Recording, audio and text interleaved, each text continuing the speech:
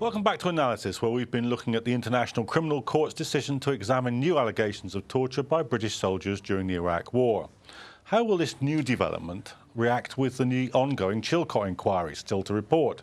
Will it have any consequences for future conflicts? Bill Bowring and Pete Marsden are still with me from the first part of the programme. Well, now we're joined by John Rentoul, who's a columnist at The Independent. John, welcome to the programme. Now, this intervention by the Criminal Court is happening at the same time that there's a row going on, which is the where is Chilcot and why hasn't it reported row.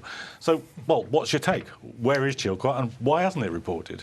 I don't know. I suspect it hasn't reported because of the reasons given, which are that they can't agree on the disclosure of some documents. And the letters between Bush and Blair, principally. Exactly. I can't understand why Sir John Chilcot is so desperately keen to have these published, as he's already seen them and has made a judgment and can comment on them. Why he feels that they have to be published, I don't know.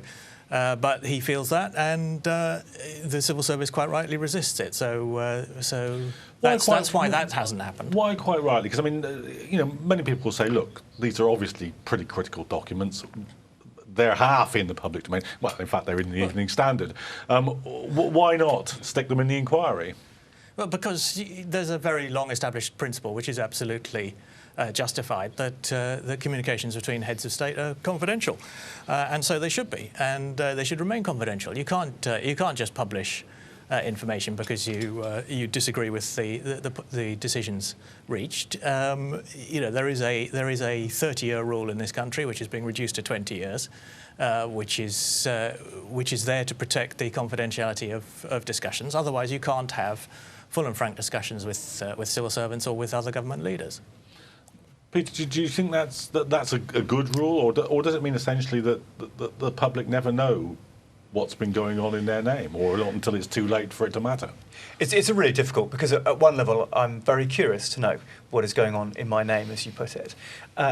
But there is the issue that if these things, if there is a principle, if that principle is transgressed, if that's taken out, then what will probably happen is that nothing will be recorded, nothing will be written down. So actually then we will never know what has happened in our name. So actually in some ways I think we're caught between two very unsavoury positions. One is that we only find out in 20 years' time or 30 years' time, and the other is that we never find out even in 20 or 30 years' time. The whole premise of your question, John, is based on the assumption that there is some dreadful secret, some incriminating information which is being withheld from the public. I mean, this is nonsense. Everybody knows what happened in the run-up to the Iraq. Where's the problem? The problem is the principle of confidentiality. If you break it in this case, then you'll be up there saying, well, we want to know about decisions on something else. On your reply, if there's nothing incriminating, then why not? This is a very, very important principle, John. You can't just say, well, this thing doesn't matter, and therefore we're going to break this important principle and compromise the confidentiality of discussions between world leaders in future. You have to stick to the principle. You publish everything. Everybody knows what happened in Iraq. Everybody knows what the run-up to Iraq was about. Everyone knows what the arguments are about, and everyone has made up their minds on it. I mean, the publication of Chilcot is not going to change anybody's mind whatsoever. So what do you reckon, Bill? Does it matter or doesn't? I completely disagree, I'm pleased to say. So it'd be terrible if we were all agreeing with each other. So I would say here was a panel put together of the great and good, of people who know exactly the kind of thing that John Rentoul's just been talking about. I mean, and have lived it, for the whole of their working lives. So I think they were chosen because they would have a full and proper, from the government's point of view, understanding of this. I would say that what this indicates is that the inquiry has actually taken on a life of its own. And one has to remember that this is in the context of a war which everybody, from the Secretary General of the United Nations downwards, all professors of international law, bar one as far as I know, this was an illegal war in international law. Not everybody. And so I can enumerate them, but anyway. I would say all authoritative sources are agreed. I mean, this was not self-defense, and it was not done with the approval of the Security Council. It was an illegal use of force. And that's the context of the Chilcot inquiry.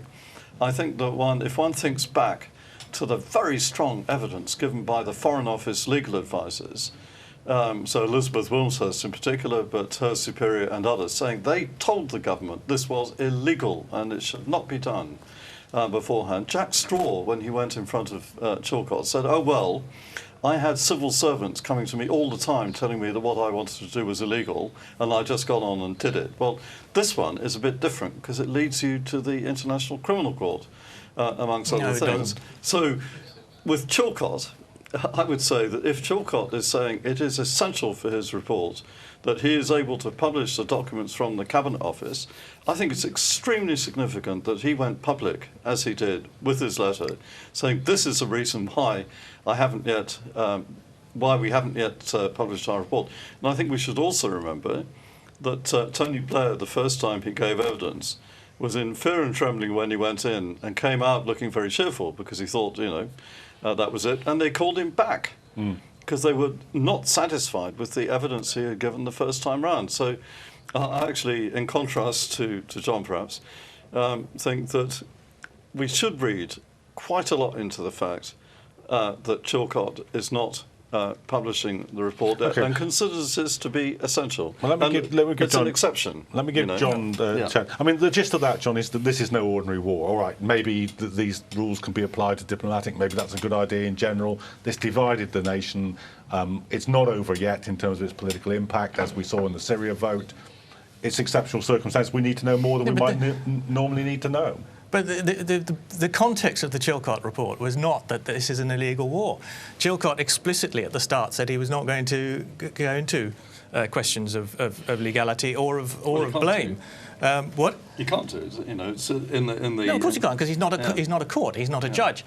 And to describe it as an illegal war is just a poshed up way of saying you don't agree with it.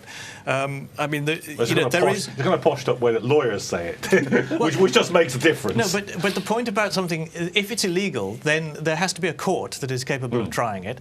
And you've been discussing the International Criminal Court. The International Criminal Court is not discussing the legal status of the war in international law. It's discussing allegations of war crimes or systematic torture and abuse, which are very different from the simplistic slogans that people throw around about Tony Blair being a war criminal.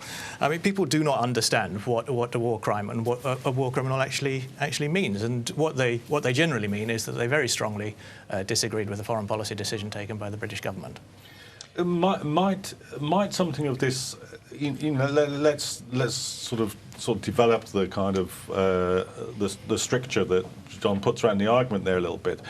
Might it be the case that if Chilcot produced evidence, though, as John said, it's not a court, so it can't bring charges, produced evidence that this was an illegal war. What sort of evidence would that be, John? Well, it might be that... Apart from evidence that exists in your head and Bill's head. It might be, for instance, the evidence that senior law officers gave to the government that they shouldn't do this because it was illegal. We've heard all that evidence in public. But it would if it were included... Let me just finish my point.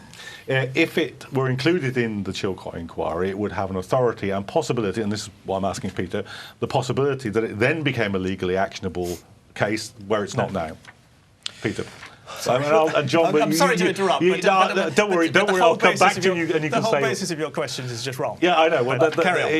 If only you were asking them, they'd all be correctly based. But sadly, I'm in the chair for the moment and you're answering. A bigger issue, which I hope will be addressed by Chilcot, I think, is actually what happened in the aftermath of the occupation and the invasion and then occupation, because actually, when you look at the events of the invasion and the events of the occupation, now we can knock this round and round and round in terms of the legality of the war, and that is an important issue. That is an important issue. It's an important issue of international law.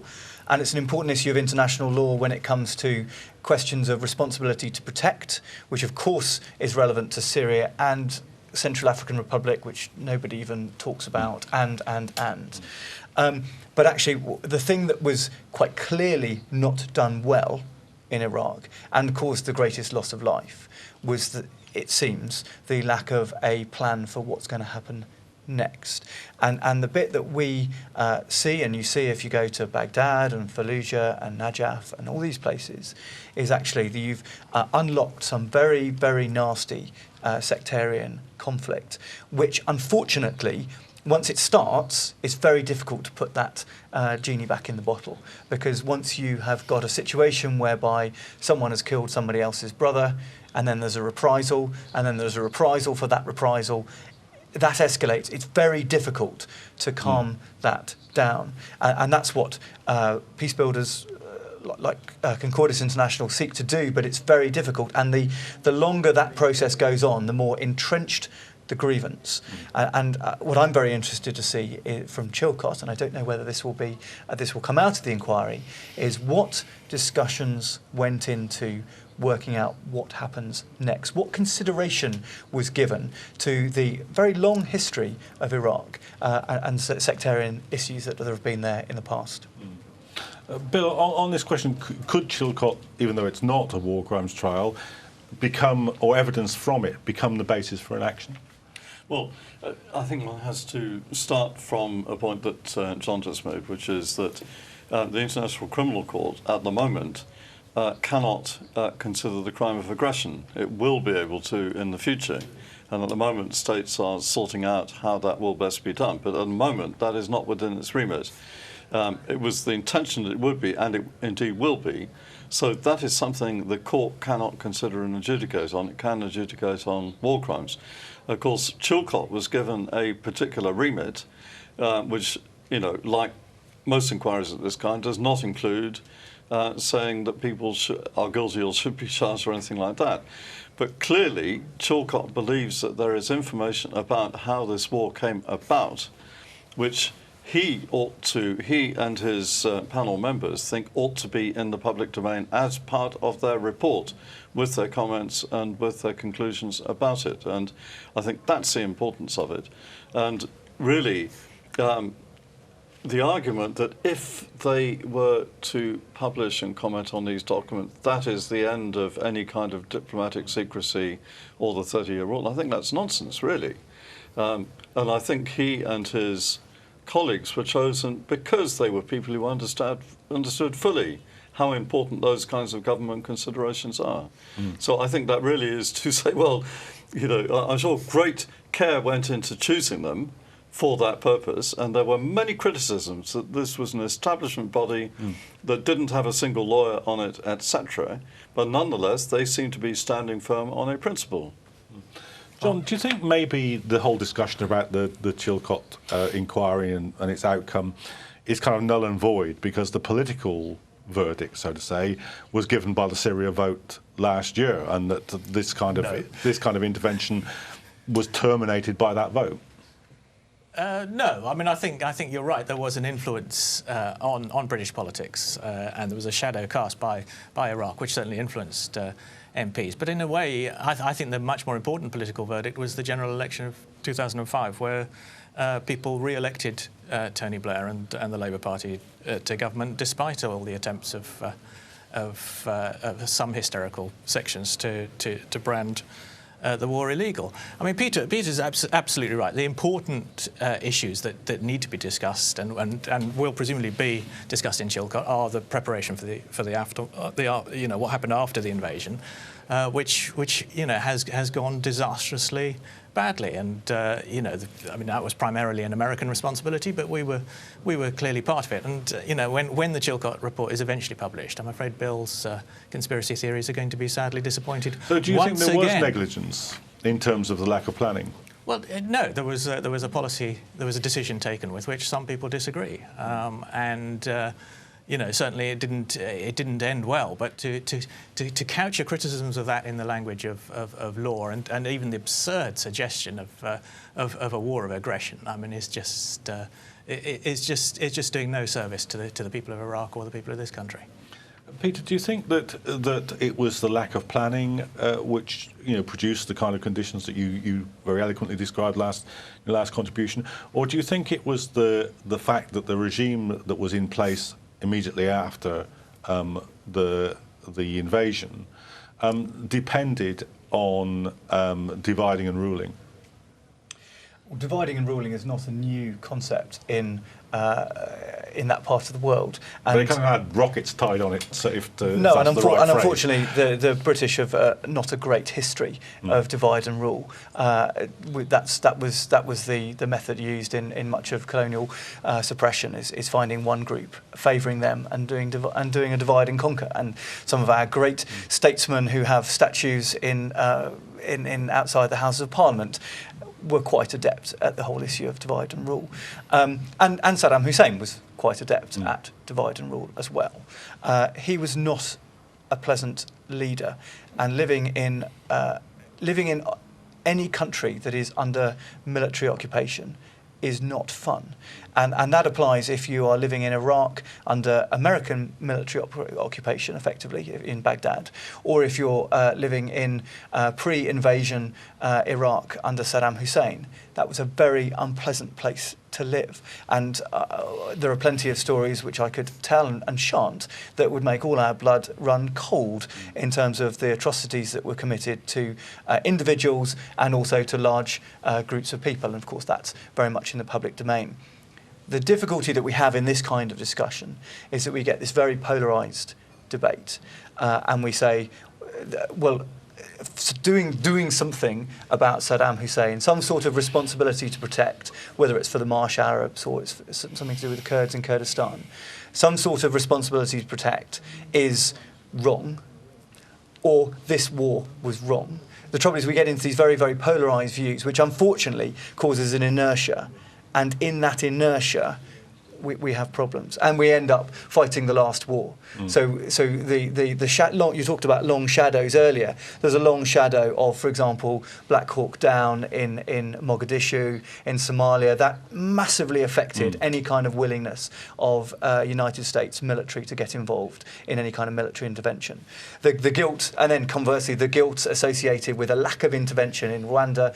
We're marking the 20-year anniversary of that now. Again, marks a long shadow. The trouble is when we have this very polarised debate, actually that cheapens it, and we have to be careful of that. Do you think that's true, or do you think that war polarises? You're either going to send guys with guns or you're not? I think it's really important that we have a proper debate about this. And there are very differing points of view. And I think, John is perfectly entitled to his view. And I can read it as well in the Independent. So, other people have other views. And I think it's an essential part of a democracy that people express these views. And, they will polarise, of course. And I think this is a crucially important issue, is what is the role of the United Kingdom in the post-imperial era. And I think that is part and parcel of the issue of what kind of Europe we want, actually, and what role we play in Europe as well. I think the whole Afghanistan experience has been actually a really bitter one in all sorts of terms. And, of course, with Syria, the vote in Parliament, actually, Labour did not expect the vote to go that way. Labour was in favour of intervention, strangely enough. Yeah, absolutely. And when the Labour amendment, when the government fell by a very... But what surprised me, actually, was that David Cameron took that immediately, so philosophically, and didn't fight it. And many people looking from outside say that from the point of view of responsibility to protect, that was a serious blow in the sense that the argument presented by the government in the vote on Syria was based on humanitarian intervention.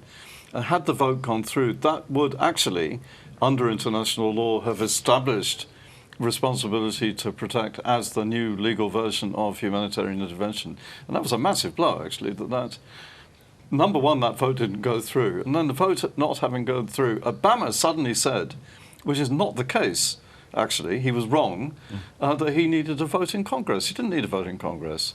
Well, he didn't need one constitutionally, but politically, well, he did after that vote it's in much better to have public support and support of How do you read that, though, John? Do you read that as that there was a knock-on? I mean, obviously there was some knock-on from the British thing, and it would have looked insupportable if Obama hadn't gone for a vote, or do you think there were doubts anyway in the Obama administration, and they were looking for somebody to give them the chance to go for a vote? No, I read that as Ed Miliband having changed American foreign policy and by accident, because as Bill said, he wasn't expecting to defeat the government, No, and he did, and he was very equivocal on the principle of whether we should be punishing the Assad regime for using chemical weapons, which was the actual issue at stake. I mean, we were not talking about invading Syria. We were talking about very limited military action as a punitive measure to discourage Assad from using chemical weapons again, and it was a tragedy that didn't pass. Let me just see if I can get from each of you, moving towards the end of the programme now. John, what do you think the impact of Chilcot will be? Is this all? Have we heard it all before? I mean, perhaps one of the things that you were suggesting, or will it establish in the public mind that anti-war opinion has been legitimised by an inquiry? Well, no, because the anti-war opinion won't agree with it when it's published, because it will be a reasonable and balanced assessment of the case for war, the way the war was prosecuted, and the failures of the occupation afterwards. So it'll be dismissed as a whitewash by Bill and other people who are opposed to the war, didn't agree with it at the time. And it won't actually resolve anything. But as it's not going to be published until after the general election, then it possibly doesn't matter too much. Peter, what do you think the impact of it would be? As you say, I think probably everyone will maintain their own opinion as to the legality or otherwise of the war, and history has a lot to judge the aftermath as well. What I hope happens is that instead of being a pro and anti-war sort of dichotomy or polarisation, in the same way as instead of the investigation, the recommended investigation by the International Criminal Court, or the comments of the chief prosecutor of the International Criminal Court coming up and talking about prosecuting British soldiers, or potential prosecution of British soldiers, which has really polarised the press and has caused a huge polarisation. Instead of causing that polarisation, what I hope it does is it causes people to think quite carefully about the cost of war, the implications of war, both in terms of the cost to the country waging that war and the cost of the recipient, if you like, the implications and the aftermath. And I do hope, actually, it encourages people to come down to be a bit quicker to finance negotiation as opposed to... So Bill, I mean, John's suggesting that despite the fact that it's been sort of a bit snappy with the government at the moment, the Chilcot inquiry will ultimately not have a sort of anti-war impulse at all. Well, I was expecting nothing much from it, I have to say, at the beginning. And I thought it would be the standard, kind of establishment whitewash. However, these things take on a life of their own quite often. And it would appear that Chilcot and his colleagues do want to do something. Let's see. I'd have also thought that an adverse report from Chilcot, adverse that is to Tony Blair and his colleagues, might be an incentive for the prosecutor at the International Criminal Court to do something, but they've done something anyway, so there you go. OK, well, I'm afraid we've got to leave it there because that's about all we've got time for. If John Rentoul's right, there's only about another year or so to wait until we actually get to see the Chilcot inquiry, and when we do, we'll be looking at it here on Analysis. So I'd like to thank my guests here in the studio for participating in the discussion, and you at home for watching, of course.